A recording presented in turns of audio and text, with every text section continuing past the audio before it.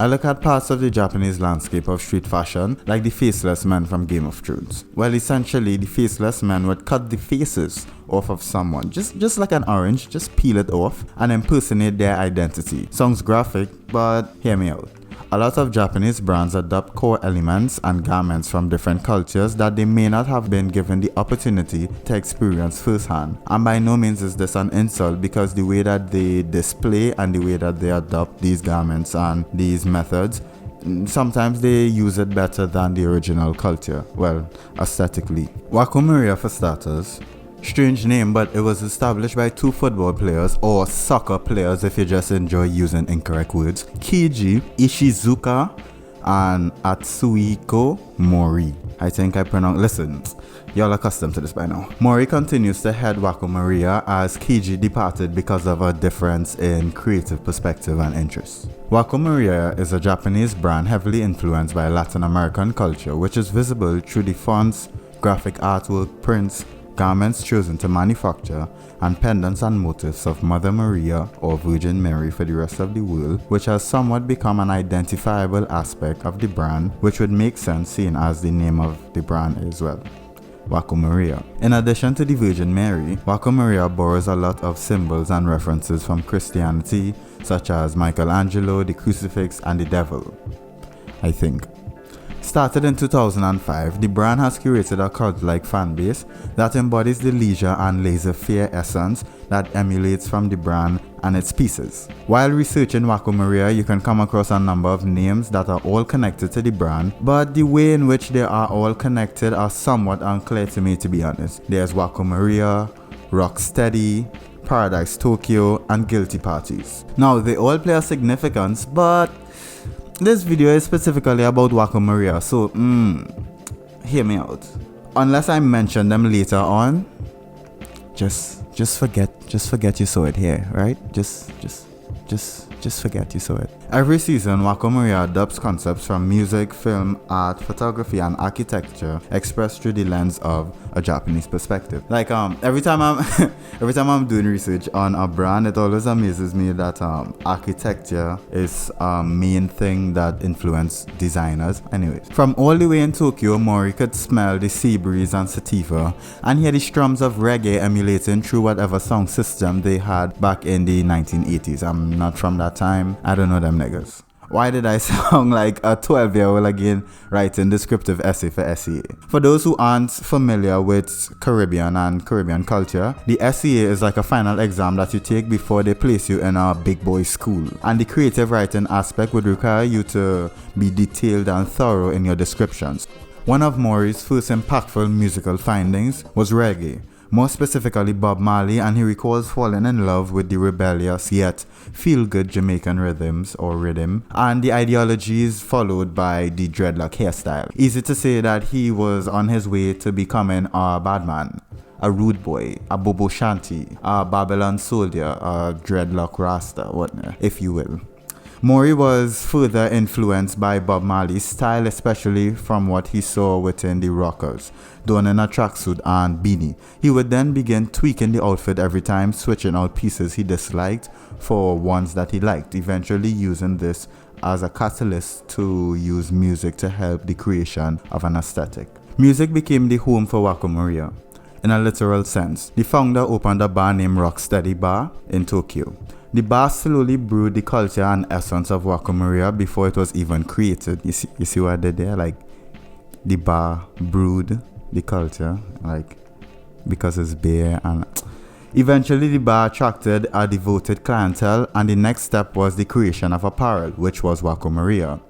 In the early stages, they collaborated with a number of brands within Japan that shared the same cult-like fan base that Wacko Maria has now, which is Double Taps, and Hollywood, and Yoshida and Co. I feel like my neighbors wait until I'm recording to start like playing music or doing the weirdest shit.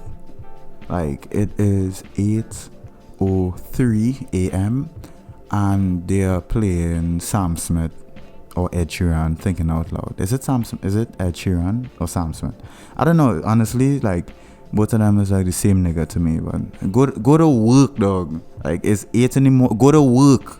Throughout Wacko Maria's collections, they always draw inspiration from musical bands, emulating what they believe to be the element of the musical identity through the garments they design. Or they would just print the name of the band on it. Listen, it goes either way sometimes. Sometimes in life you want to give it your full 100% effort, and then other times it's just like a quickie little effort would suffice. Some notable mentions of musical references in their collections are their Rage Against the Machine as well as their Sublime collection, both highly acclaimed rock and punk bands. Wacko Maria was also able to secure a collaboration with DJ Harvey, which was a dream for the brand, seeing as though he is someone that is idolized within the music industry and represents the backbone of the culture of Paradise Tokyo, where they would have like parties within the store, like little limes within the store and barbecue and just a good vibe. From the readings I've done thus far on different fashion brands, your acquisition of random knowledge and information, whether it was intentional or unintentional and done initially solely for entertainment or not, they all play a contributing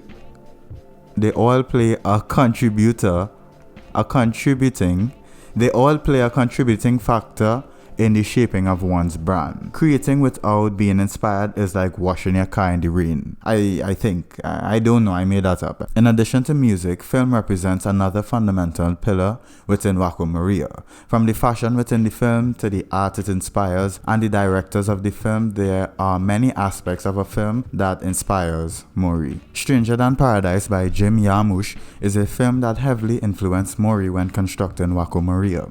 Another essential film to the aesthetic of Wacko Maria is Rockers. Rockers is a Jamaican film that debuted in 1978 that featured multiple legendary reggae artists that delves into the culture of reggae and what is believed to be the peak of the genre and culture. Both films featured Hawaiian shoots within Wacko Maria's collection. Mori also mentions directors that influenced his work, shining a light on Italian film directors such as, alright, fine, let's do this. Lucina Visconti, Federico Fellini, Bernardo Bertolucci, and Godard. Listen, that I would give myself a C+, yeah. I give myself a C+. From the film references that I've seen, one of the ones that strike me the best, like one of the ones that I liked the most just by looking at it, was the Hawaiian shirt emblazoned with Battle Without Honor and Humanity, a Japanese Yakuza film by Kenji Fukasaku, yes. It reminds me of the shirts I would see growing up in the Caribbean. Yes, I'm from the Caribbean, yes, whatever. It would remind me of those shirts that would be like beach references or old anime like Dragon Ball Z, Kenshin, or Inuyasha. Those like big boxy shirts that niggas would just be wearing, trying to sell you like a half pack of cigarettes or something. Moving on to art, architecture, and culture, I'm lumping those three together. Wacko Maria has done work paying homage to Basquiat using his artwork on shirts, particularly his pieces in Italian, 1983, Untitles, 1994, and I think Untitles, Three Kings. Newface, a Los Angeles rapper, also produced a number of Hawaiian shirts with a very graphic artwork in 4 colorways. Other collaborations are with Potato Head, which was inspired by Balinese culture, particularly music and architecture of the temples. Artwork was designed by Mori's daughter. Wacko Maria's list of collaborations are extremely extensive for only being around for 15 years. These include but not limited to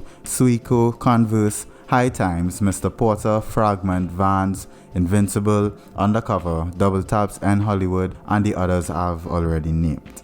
One of the biggest things I like about Wacko Maria is their ability to acknowledge and praise influence from other art forms. Being a collaborative, heavy brand can be perceived as a bad thing, but because of their laid-back, relaxed, and authentic essence of the brand, the collaborations add to the appealing quality of Wacko Maria instead of taking away from it. Wacko Maria does not take itself too seriously when it comes to the aesthetic of the brand, but the delivery and tailoring is refined and thought out. Wacko Maria feels like a cruise through the Caribbean. Visit Cuba, Jamaica, maybe pass through Panama for a bit, experiencing a bit of every culture but not forgetting its Japanese roots. This has been another video from Nighttime made in Trinidad and Tobago, where our corona cases have now skyrocketed to over 2,000. And it's my fault for goat mouthing it. Thank you for watching.